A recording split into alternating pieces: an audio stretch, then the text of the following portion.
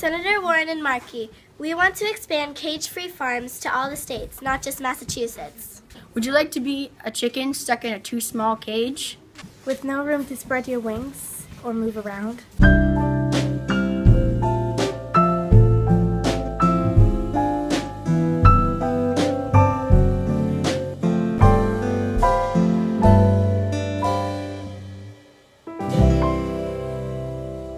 Doesn't that make you feel bad for all the chickens around the world who never did anything wrong?